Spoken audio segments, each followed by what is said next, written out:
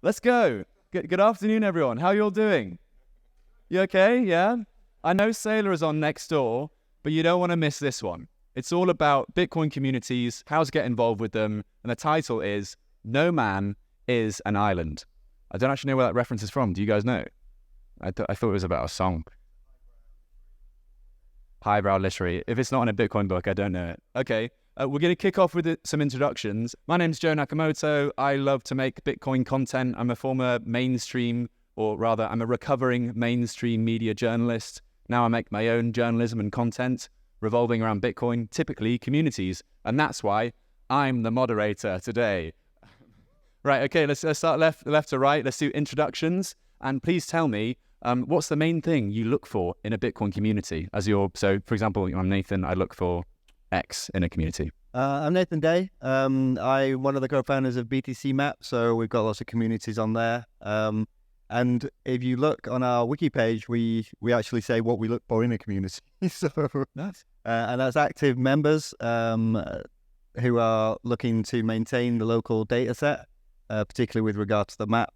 So we're looking for people who are very active in the communities, supporting merchants, not only by tagging them and onboarding them, but spending their sats with them as well. Fantastic. Thank you, Nathan. Who here has used BTC Map before? Have you checked that website? Got half the rooms going up. Good. If you haven't checked it, btcmap.org and start tagging. It's very easy to do so. I promise. Next. Hi, so I'm Renato. I'm one of the co-founders of Wiser, a gamified mobile app that teaches users about Bitcoin. It's very similar to use like Duolingo, and we reward the users with a couple of sats if they make a good progression in their learning journey. And for us, obviously, in the community, curiosity should be the main driver of everyone joining that wants to go deeper in the rabbit hole. So in order to use our app, or if you want to make progress and understand Bitcoin more deeply, that's the most important thing in our community. Fantastic. How many users do you have currently? We just reached 25,000 users that are using our app. Wow. And we're growing rather rapidly. We launched the app last year, and we hope a bunch more will join in the coming cycle as they are curious about to learn a bit more about Bitcoin. Fantastic. I'm sure 2024 is going to be a very, very big year for you at Yiser. Daniel. Yeah, thanks.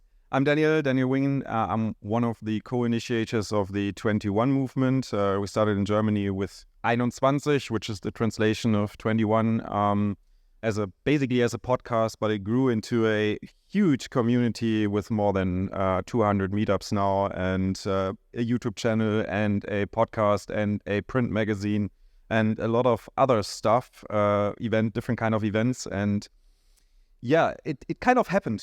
We just started it and kind of happened, and it grew into this community. And I think the reason why is because we kind of made this community in a way that people can contribute. Like if they want to contribute, they can just contribute, start doing some stuff, gathering people at a meetup, start writing an article for a print magazine, doing a YouTube video, whatever. I think why this works so well is because Bitcoiners are looking for peers, right? So, and we offering 21 or 21 is offering, there are a lot of forks already all over the world in different kind of countries. The idea is to offer a platform for Bitcoiners to exchange and figure out that they are not alone, right? So we are not alone here. So there are a lot of Bitcoiners as well, and together we are stronger individually. Fantastic. What was the one thing you're looking for in a community? What's that sort of one buzzword? We had curiosity over here. BTC Map has their own list. What's your one thing? Sharing experience. Yeah. Fantastic. Sharing is caring. Renato, introductions. Thank you. My name is Jhanisse. Daza. I'm a human rights activist from Bolivia and also the community manager at the Human Rights Foundation. Thank you so much for having me. I think what we have been exploring is what the intersection is between human rights work and democracy work and the use of Bitcoin. And what we look for in our communities is a willingness to learn, because we need activists to be willing to learn different ways to use Bitcoin so that they can benefit their communities, but also we need the Bitcoin community to understand the different and unique challenges that activists face when they're trying to apply Bitcoin and be able to create change in their community. So it's a twofold street. Awesome. And that one sort of thing that you're looking for in a community, what would you say it is? Humbleness. Humbleness, very good. Okay, a good start to work with there. Jhanisse, you mentioned challenges there. And when you answer these questions, please don't talk generally. Talk about specifically your cases, your experience, your evidence when it comes to building these communities. Let's go to Nathan again. What would you say has been the biggest challenge for you personally in making sure BTC Map is not just a success, but a continued sustained success? So many S's. That's a tongue twister. I think getting out of the way is the main thing that we try and do. So there's been attempts at mapping stuff before that have been kind of overly centralized. And so we provide the tooling and some of the guidelines, but then ultimately we push all of those responsibilities down to the individual communities themselves. So yeah, getting out of the way, really, I'd say, and then allowing those communities to flourish. And of course, you're there to help in our particular way. Yep. So, for example, here with the Free Madeira community, working closely with those guys when they start onboarding merchants and getting the map integrated, and that creates a buzz in itself. Mm-hmm. But it really is a privilege for me sat looking at all of the data coming in, because every morning you wake up and there's different merchants that have popped up over the world, and different communities as well. So I think we've got like 450 communities now on BTC Map. Wow. And they, range from small meetups to full-blown circular economies like Akasi and here now in Madeira. Awesome. And that's a really important point, actually, that, with the BTC Map, it's not just for merchants, it's also communities, it's also projects. I know that the entirety of Africa, for example, is one community within that. It's a bit big. But it is a nice graphic, the way that you can sort of fly around the world and explore communities, knowing that, when you're next planning your holiday, your trip abroad somewhere. This is it. The next thing is travel planning. So you can now start to jump between the different communities in perpetuity. Leave the credit card at home. You know that all you need is a Lightning wallet to travel the world. 100%. Yeah, fantastic. Can I ask the same question? Like, what's the key challenge that you face in building out these communities? Yeah, for us, there's a couple of different ones. So one is an education-focused company, is always monetization. People aren't that willing to pay for educating themselves, which is why the app is free. Another one is also to meet people where they're at in their learning journey. So we have people that learn about what we do and that they can learn a couple of sats, and they're already Bitcoiners, so they are quite advanced. So we have to provide topics for them that are still interesting and quite in-depth. But we also want to reach especially the no-coiners and people that are led to us from people who know Bitcoin but get these inbound requests of, is now a good time to buy? Or that's when we want them to say, no, it's not a good time to buy, but you can learn about it in an easy, friendly way that's a low barrier to entry. And matching these different levels for different people downloading the app is quite tricky. I thought every time was a good time to buy. That's true, but if you don't understand it properly, then you might burn yourself, not because of Bitcoin, but because of your lack of knowledge that's associated with your first buy. Yeah, that's a really important point. Is anyone in this room new to Bitcoin, in the past, say, year? Javier, welcome to Bitcoin, Javier. Okay, so we're in a rather experienced room here. That's really good to see. Daniel, you've had a lot of experience building out not just communities, but also conferences and trying to make that a success in the world. Could you maybe talk to us about what we were discussing a few days ago about, the importance of pivoting not just to community conferences, which is what we are here, but also the business and the corporate world. What do you think to that? Yeah, I think it's a little bit harder to get into the corporate world with Bitcoin because corporates or businesses are typically not an individual, but like a group of individuals coming together and need to make decisions to move forward. Of course, there are some top-level management who can make decisions and move things forward much easier than people in a lower position. But in general, it's really hard to get Bitcoin into these organizations. And what we figured out, what works quite well, just a few months ago, we restarted valueofbitcoin.com as a community builder for business communities. And the idea is to enable Bitcoiners to build their Bitcoin community within the organization. So, for example, you're working for SAP or you're working for Google or whatever. I think it's important to collect all the Bitcoiners in the organization and exchange within the organization to figure out what are the challenges here? What are potential use cases? How can the business make more money or save money by adopting Bitcoin? And this way they can go to the management, to the top management, and get there with a business case, right? But this is really hard to do as an individual. It's much easier if you come together and collect all the Bitcoiners in the organization, in a community, and exchange about what are actually the challenges in the different kind of departments there. And how can you solve these challenges maybe with Bitcoin? And then, of course, it's important to have cross-company community to have exchange between these organizations, like between the Bitcoiners in these organizations. So maybe in one organization, someone figured out how to orange pill a top management level, a top manager, or at top level management, and started a Bitcoin project there. So what can others learn from this project, or how to approach this? And I think this is what I said: sharing is caring, right? Super important to share with others what worked and what didn't work, and I think that way we can also get into the organizations. But it's also on the organization level. It's a bottom-up movement, I think, and therefore it's important to grow the community within the organization first and gather all the Bitcoiners, and from there on together work towards the goal adopting Bitcoin in this organization. Super interesting. I mean, I'm going to kind of use this question to segue into question for you, Jhanisse, but you're mentioning Bitcoiners in big corporations, big organizations. Bitcoin, to some extent, has a bit of baggage associated with it. And I want to ask, like, how secret are these Bitcoiners within their organization? Are they sort of having backroom conversations? I think you know I'm going to take this question next, Jhanisse. But are they overtly saying, like, you got to buy Bitcoin or it's the end of the world? Or are they able to have are they able to now have public discussions, perhaps due to the ETF and the level of validation that's given to the Bitcoin space? Or is it all still quite candid and clandestine backroom discussions about, this is why we should put on a balance sheet, but it wasn't my idea. It was definitely Nathan in the corner. It's a good question. So from what I could observe, it's like typically Bitcoiners in these organizations are not really public about that they are Bitcoiners.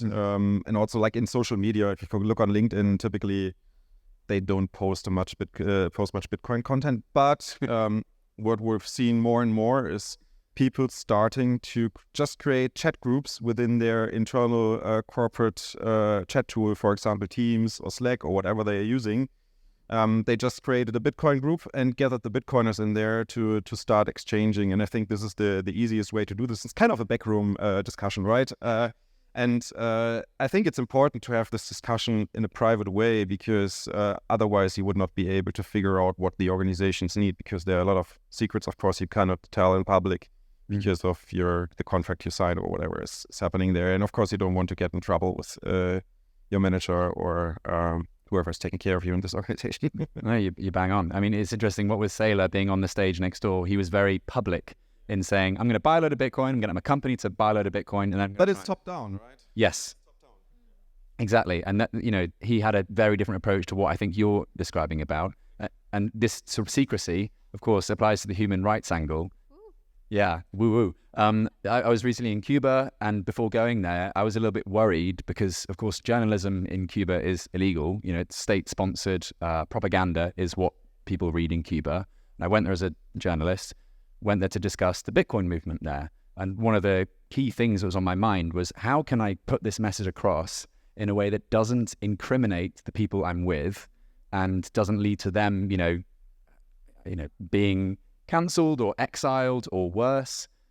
How do you deal with this from the human rights angle, and what can we learn about this today, Jhanisse? So that's an interesting tension that activists often find ourselves in. It's the tension between security, where you want to keep certain things secret for your own safety, and transparency, because as a human rights activist, you're trying to demand transparency from authorities. So you want to be transparent yourself with the way you conduct your work.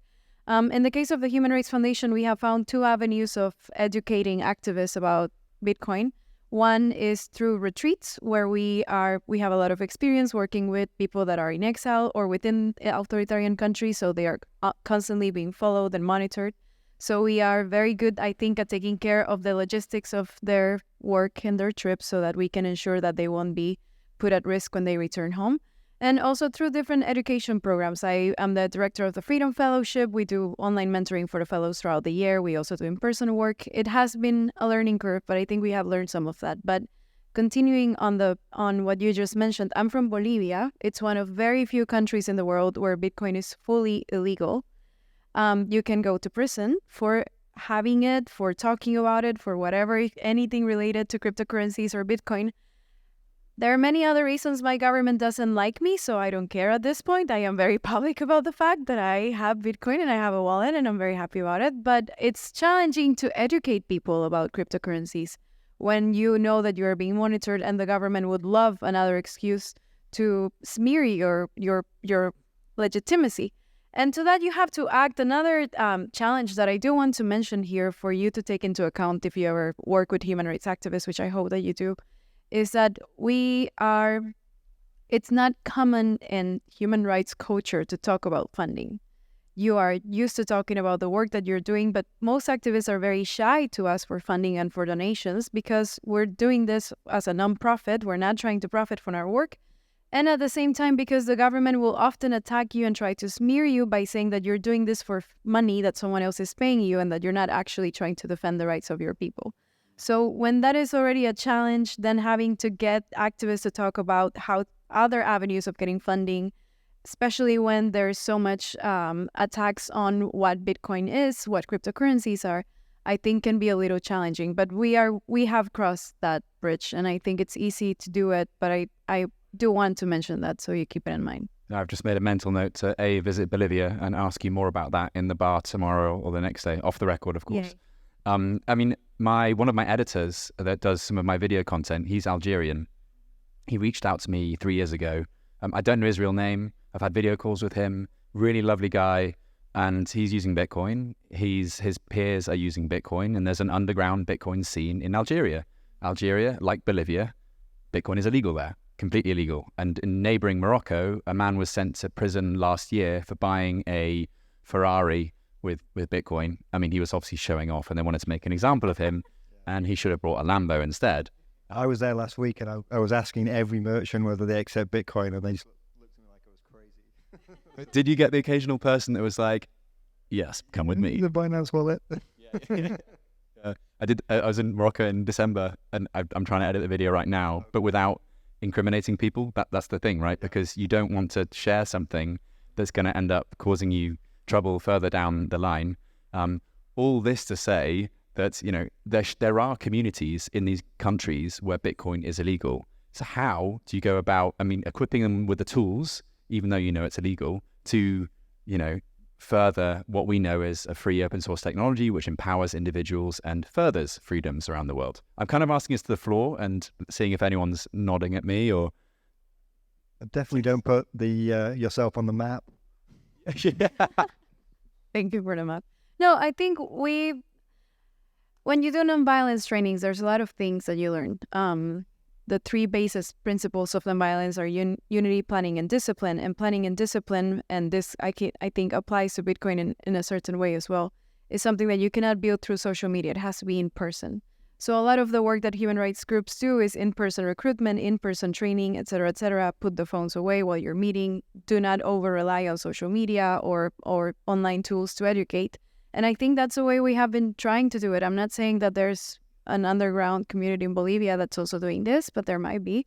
Going back to old school, person-to-person, meeting in person, changing locations every time you meet, making sure that you are varying the people that you're meeting with. Those are tricks that have been around for hundreds of years, and they still work. No, they do. Tried and tested methods. We're coming up to the last 10 minutes, guys. So if you do have a burning question that you'd like to ask my lovely panel, I see Sam fidgeting. He wants to ask a question. Please do think about it, because we're going to open up to questions for the last 5 minutes, if that's okay with you guys. Fantastic. Okay, we've covered the privacy angle. We've covered the key things you need to start a community. What else do we need for the Bitcoin community movement to take along? I'm going to suggest the first one. It's for people to bloody spend their Bitcoin and start creating these economies in a bigger way. Spedden, exactly. Spedden translates to hodl, spend, or spedden and replace. It's not a crime to spend your Bitcoin, guys. It's heavily encouraged. how do we get people there? How do we get more Bitcoin circulating, whether it's in a peer-to-peer way, whether it's in a centralized way, whether it's in a way that's, merchant to merchant? How do we get there? I would say one aspect that's been a bit neglected maybe is that there needs to be more different varieties of content and information distribution channels. Like not all Bitcoiners will be onboarded with just listening to 3-4 hours podcasts or reading through the Bitcoin Standard. Even though it's a great book, it's just maybe not the right format for everyone. So having TikTokers, social media, mobile apps, games, whatever, just as many different channels as possible, because then you will reach the variety of people you need. So it's accepted across the board and not just a niche thing for the stereotypical Bitcoiner as it exists in our mind right now. Big time. From first-hand experience, sharing content, Bitcoin content on Twitter and TikTok, the comment section is hilarious. Really encourage you guys to try it out. Nathan? We always talk about normalizing Bitcoin. So if you're a Bitcoiner, you should be asking to pay in Bitcoin every shop you go into, even and especially if you know they don't accept Bitcoin.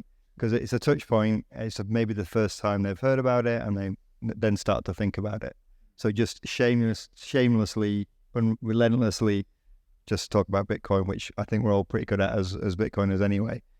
So just no shame in that effectively. And then, the other main thing is spend your sats. That's what they're there for. If you're holding fiat, you're short Bitcoin anyway. So spend the sats. Don't think about how much those sats cost you in fiat terms, 5 years ago.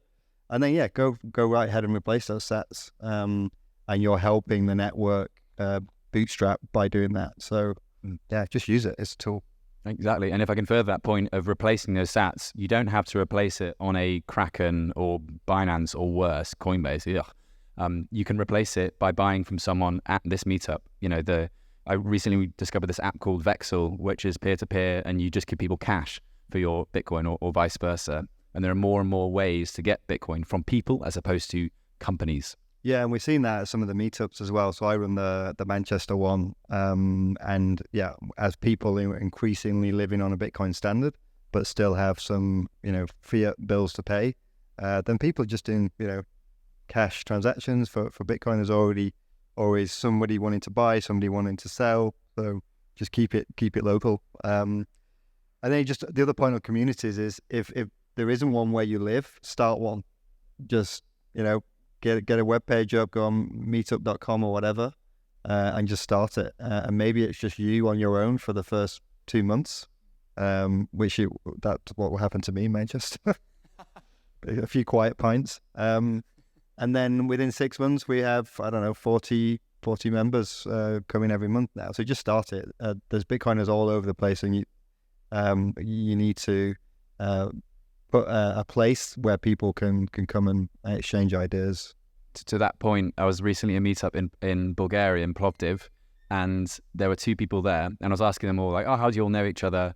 And one guy was like, well, it's funny. I've known my neighbor for 25 years, but I didn't know he was a Bitcoiner until he turned up at the same meetup that I did. Yeah, great. And again, it's the normalization point. I know Bitcoiners like to be, NIMs online and protect their identity and stuff, but as Bitcoin continues its rise to take over the world, everyone is going to be using Bitcoin at some point. And so I think we just have to relax on talking about Bitcoin outside of our own circles, really. Just normalize it. It's okay to talk. It's okay to talk about Bitcoin. Would you guys like to add any closing comments before I get to a question? Even when it's not legal, it's great to talk about Bitcoin.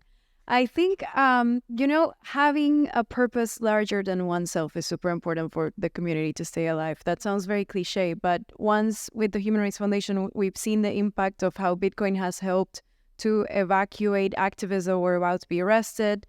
I know it has been recently used to pay for the funeral of an activist that passed away recently.